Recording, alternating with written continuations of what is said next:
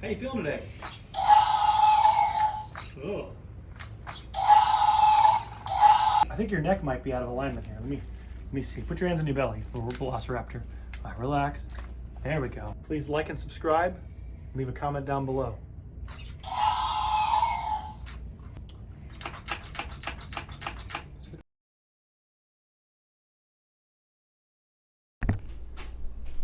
When I move my arm like this is always cracking, and it doesn't feel comfortable when I am doing any kind of lifting. Like if I just try to squeeze down, this will, well, now it doesn't want to do it, but. Right. Oh, there. Right. So. Yeah, your shoulder's forward. That shoulder is really. Yeah, and I've been trying to do a lot of rowing and everything to pull everything back, and I just haven't been able to get it. Muscles can't do it. It's something we have to stretch. So rowing, if anything, you know, like it's like tightening these muscles, tightening your back muscles. Does that make sense? It's about stretching your shoulder back. Mm-hmm. The shoulder's been, you know, the pec muscle is sort of a more powerful upper body muscle than the rhomboid. So that was the goal of trying to make the back stronger, was so that it could naturally pull my posture back. But I just haven't seemed to been able to strengthen it enough. And I'm like, okay, well, that's a utopia. I've never been able to see work. You have to stretch the shoulder. What happens is the humerus sits in this cup. And as your shoulder goes forward, that lip on the front edge is very thin, and so and then the tendons are held taut, and you're sort of clicking over those cables in there. We have to stretch your shoulder back. Oh, and I get a bunch of tightness up here to where, like, if I try to look back, I can't bring my head back any further without this getting super tight and not letting me bring myself back. Okay. And I don't have much of the flexibility to bend myself at the lower back much anymore. The more forward the head goes, the tighter your upper neck becomes, and then when you're bending your neck, you're actually bending only in the lower neck. So your neck should bend evenly throughout all the segments. And what's happening is when you're bringing your head back, you're most likely just bending in the lower neck, and then the lower neck will sort of give referral pain to this whole upper back area. It's a hypermobility. We typically find that 5 vertebrae, about 20% of the spine, ends up doing 80% of the work or 90% of the work. And so my work sort of is circumventing that area. I work on all the areas that are not hurting to take pressure off the areas that are hurting. Gotcha. Sort of the same thing. And then as the head goes forward, the middle back gets tight. And when the middle back gets tight, the lower back overworks. And then coupled with, you know, Ed, I sit for a long time in a desk or doing games or work or construction. You know, the arch in your lower back goes straight, and like a ladder, all the weight goes down to the bottom. Yeah. When we're bent forward, so it's about first freeing up all the pieces in your spine. You can't reshape hard clay. We got to first go through your spine, clean it a little bit, free up some of the frozen areas a little bit, and some of that can be difficult because areas that have been stiff you don't really want feel to move immediately or anything. They aren't going to take very kindly to me going in there and beating them up a little bit. And so today we're sort of going to assess how much I can push you. Let me know if I'm going too hard. You know, you do what you got to do. You heard him. Head back for me. Exhale. Keep exhaling. Don't stop exhaling. Don't stop. Don't stop. Oh. Deep breath in. I got you. Exhale. Let it all go. Let it all go. Keep exhaling. Keep exhaling. There we go. Deep breath in. Doing great. Exhale. There we go. Keep exhaling. Don't stop. Beautiful. Excellent. Okay. Deep breath in, and then exhale and twist. You're not going to fall. Promise. Nobody's falling. There we go. Very good. Other side for me. There we go. There we go. All right, let's go face up for me. A little tighter. Non-compliance in there. And there's moving, then there's, willingly moving, then there's moving with resistance, then there's, does that make sense? Moving, not moving at all. And so when things are moving properly all the time, things feel great. When things are not moving at all, things feel great. When you're in between is where there's pain. Real gentle. I got you. There we go. Let it go right here. Relax here. I got you. Real gentle. Here we go. Here we go. Yeah, there we go. There we go. Yeah, real tight up there. It's okay. So I first start off with low throttle. And then if nothing moves, we ramp up the throttle a little. Real gentle. Here we go. Let this left side go.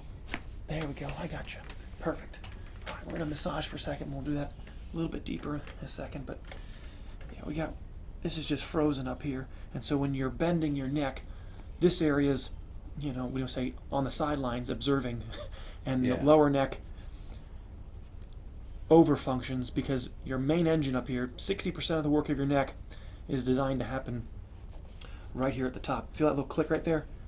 Feel that little, there's a couple little injuries or almost like tangles in cables or hair. Yeah. This should be smooth the entire way down. Oh yeah, I felt that there. Yeah, we gotta loosen. That should be just effortless. There shouldn't be, no resistance, no apprehension up here. There you go. There we go. Ah, I got wow, you. I know. this kind of pain would kill any normal man. Yeah, I know. Yeah, it's pretty tight right there. All right, I'll try to. No, you do, like I said, you do what you got to. Okay. There you go. You're doing good. There you go.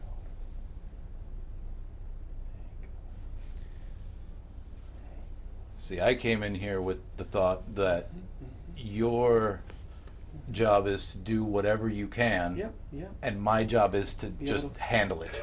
You're doing good. You're doing. And Yep. I was like, you know what? I'm just going to be like, do There you what go. you need to. I Amen. don't care. You're doing good. And I'll clean I'll you out. deal. Do the Epsom salt when you get home. The best treatment is if you have a salt pool or, some Epsom salt. Pick it up at CVS or Publix and mix it with some water. Put some salt on your neck and then get a damp towel, soak it in salt, and then And place it on? correct. Okay. Yeah. 10 minutes. Let the salt pull the acidity out through the skin, so you can sweat out these toxins right from the skin. We're going to open up Pandora's box a little bit. Hey, Release let's do it. the Kraken. Yep, I got your head back. Yeah, this is the curve that your neck is supposed to be in all the time. This is where your neck belongs. So the headaches come from inflammation in your upper neck, tightness up here that causes suboccipital inflammation. And we got to have this area moving is how it cleans itself. So when the area gets stiff, protected, heads forward, immobility, that congests the area. So unlocking it, and then ultimately the lower neck then suffers because this area just hands off the burden to your lower neck. I was going to say everything's about compensation at that point. Yep, you got it. Because typically people are spending more time bent forward than they are arching back. Gotcha. So our neutral position gets modified, whereby now bent forward is now your new neutral, and we have to stretch this. You'll see when you Back to proper neutral? this is all purple in here. There's a lot of lactic acid and toxins, and I expected it to be. yeah, this is a large part of why you feel like it's grinding in here. You're doing great. Part of it is you have two things that cause tight muscles. One, you have guarding. If an area is injured, a joint or a ligament is injured, the muscles will tighten to protect, right? And they will be tight as long as the muscle believes the joint or nerve to be injured. Does that make sense? Yes.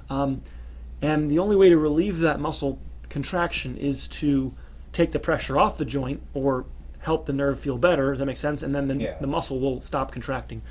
The other thing is posture. So sitting rounds us forward. You're in a mild bent forward, and so the muscles on your back are tight from the alignment that you're in. And this is why I massage people laying down, because it takes the posture out of the equation. Anything that's still tight when you're laying down is guarding, right? So you're no longer fighting gravity with your muscles in your back. You're saying this, like this bump right here, this is some level of guarding in here. Your body's had an old injury right there, and it's saying, no, I want to keep it stiff. The joint's been injured in the past, and I'm not so certain it's great if we let that joint move. And now another area has to, again, compensate. Take out the slack. Right, you got it. It's all it is. It's all about balance. So the only way to fix postural contractions are by realigning your ear over your shoulders over your hips, hips over the knees, knees over the malleoli, called a plumb line from your ear to your lateral malleolus. That has to line up. And if our head is forward from our feet, essentially, that makes sense, that we're rounded forward, then you'll have tension in your back forever. No amount of massage, acupuncture, chiropractic adjustments, lasers. Yeah. You have to counter stretch. So they figured this out in the late 90s. that the body changes posture through stretching. It requires about 20 minutes of time. They took out of cadavers, they took the ligaments of the body and they held them stretched for 10 minutes and they didn't change, 15 minutes and they didn't change, and around 20 minutes they actually permanently lengthened. And so the person's alignment permanently changes when you hold a ligament for about 20 minutes. And that's where it's not something that you have to be conscious about. It's just where your body wants to be in a better alignment. You understand? I don't believe that there are people that teach that you need to have your core stronger and that your core needs to be tight to hold you in the right alignment. And I say good luck with that. You know, if you're having... The core is naturally strong to begin with because of everything it has to deal with. Right. So. Right. Well, if you're in an upright, neutral posture, there really shouldn't be too much tightness in the core. Unless you're a boxer and you're going to get punched in the abdomen and you have to contract your abs to guard your organs, you know, or if you're, you know, doing construction or working and you're not neutral. As I said, when you're working, you're bent forward, now your core's having to engage. But my point is, when you come back upright, when you're just standing in the checkout line, you shouldn't have your core engaged all the time. You understand? It shouldn't have to be tight. If you do, then you have a lot of fatigue in the muscles. Now the muscles are working on overtime. This whole right side is completely different than your left. Left side feels wonderful, and on this right side, there just feel this. I mean, it's one large. It goes from here to there. There's a restriction, an injury, and it's a large player in why your lower back will. There's a little click right here. You know, so this it's almost the tail of two backs. The right side is, you know, tight, and then usually it'll be a left side that hurts more because the left actually functions. The right side, the side that I feel to be worse, typically doesn't hurt until I touch it, and then you go, yeah, it's hurting when you touched it, but didn't hurt until you went in here and started loosening. There you go. Whoa, I felt that shoot down my arm. Wow. Oh my. You gotta clean all this out. Yeah, I'm sorry that I came all problematic. This is where you go. You take your car to a mechanic when, you know, you gotta first get it fixed, and then we can learn about maintenance. Our world doesn't guide people on how do we take care of our car. If anything, they encourage you to wait till it's broken and then buy a new one. Right, and that's not healthcare. But you can't do that with your body. Right, it's not healthcare, it's illness care. There we go. There you go.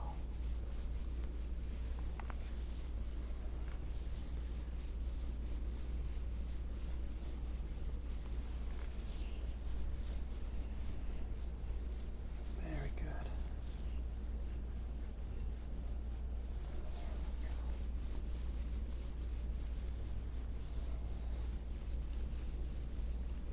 What I don't know is how you manage to do this all the time. You get used to it. Your body just, I believe you ask the body to do what you want it to do, and then it will adapt. You know, I get adjusted 6 days a week. So, you know, I do my own stretching at home, and yeah. Whew. Oh, thank you, Ed.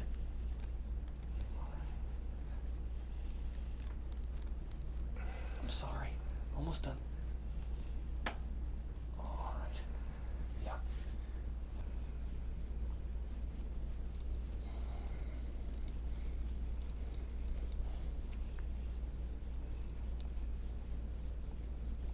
Okay.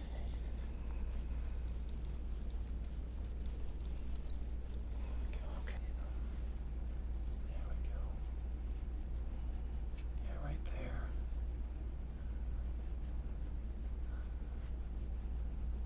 There you go.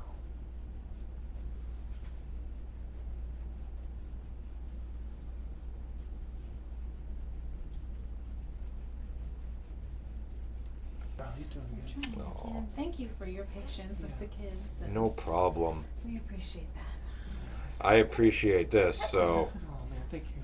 even keel is even keel. There we go.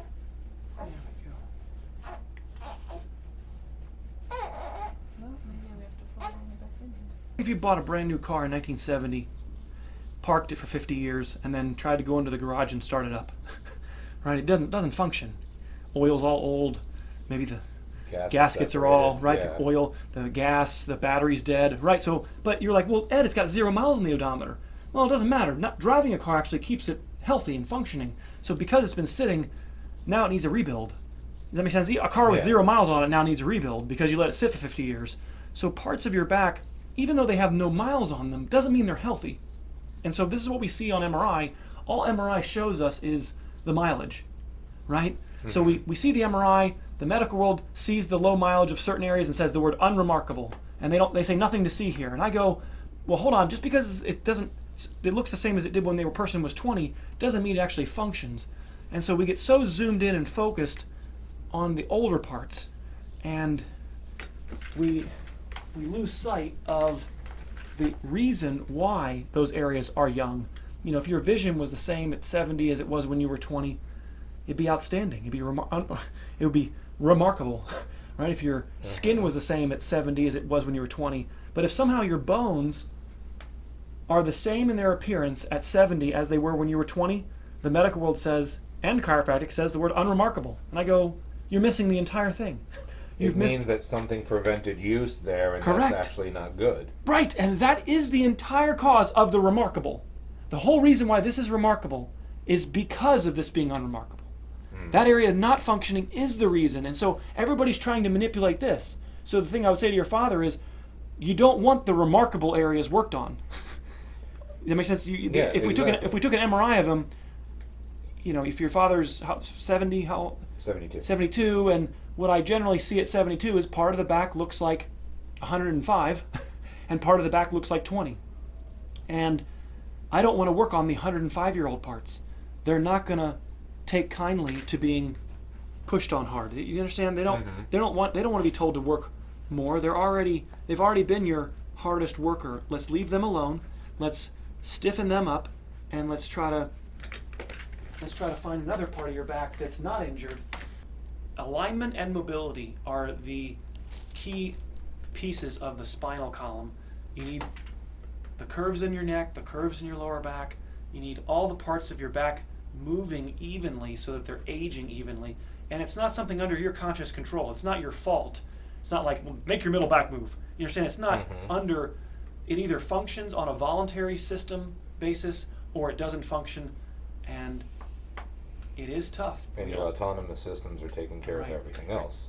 And this is the, No, so here's a question. Tell me about it. If you get the younger non-moving portion moving, and you start to get balance back in place, is there a means at that point where the injured portions can begin to heal? Right.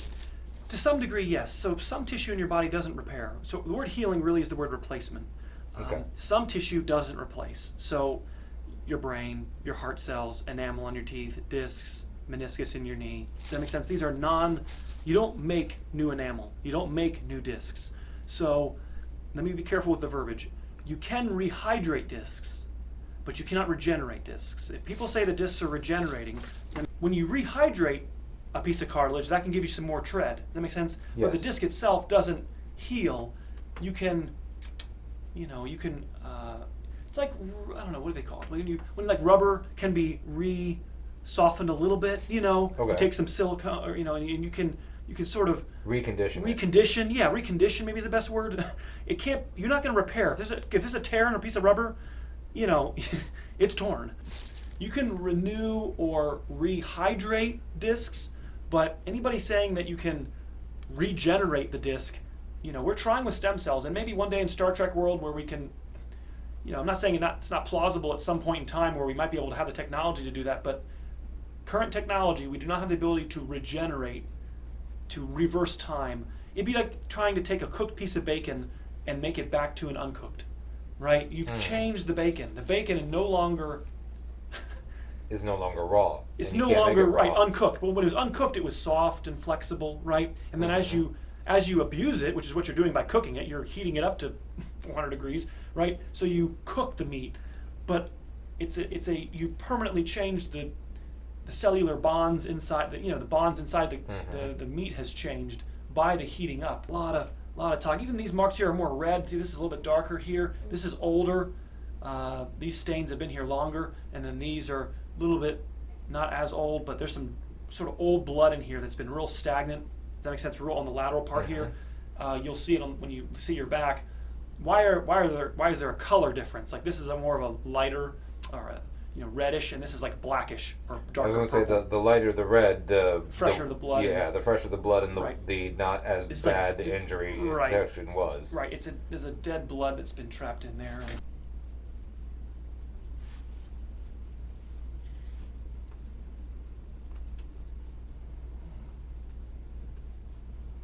Right there. Okay.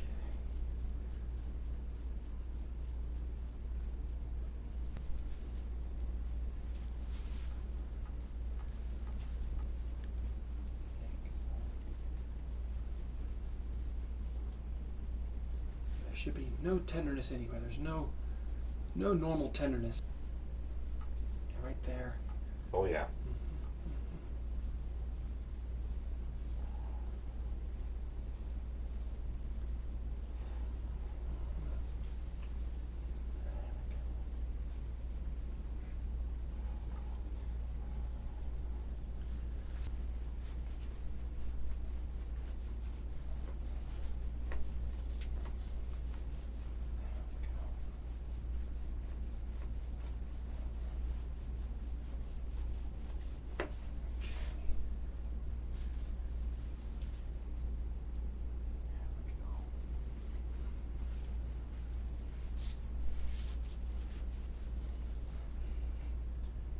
There we go. Good. Good. Good. Okay. Right over this spot here. Here we go. It's hard to stay on that guy. There we go. Good. Good. Okay. I got you. So just grab near the base if you pull on that one. There you go. There you go. Yep, I Held got you. that. You did good. There we go. There we go. I got you. Let it go. Let me have your leg. There we go. There we go. There we go. Good. There we go. Good.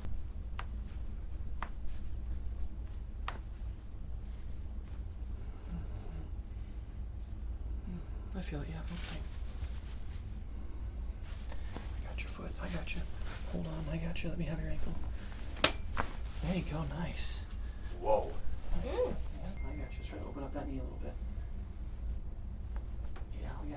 Put your arms above your head if you can. There we go. Yep. Eventually your hands will come back to that. Yeah, we got work to do. Your hands should be on the floor, right? So we're trying to do the opposite stretch. This is what you need to do to fix that shoulder clicking. If this was easy, you understand, if this ability to bend back was easy, you wouldn't need to be here. The entire purpose of the table is to make your back malleable so that we can approach this stretch. Okay. Otherwise, I just get on TV and sell stretches. Yeah. But you can't because people aren't ready. So we use the adjustment and the table work to prep the spine. I know, you get the idea, but we got to start drawing these shoulders back, and then they're going to stop clicking for you. That grinding. There isn't much cartilage on that front part of the lip.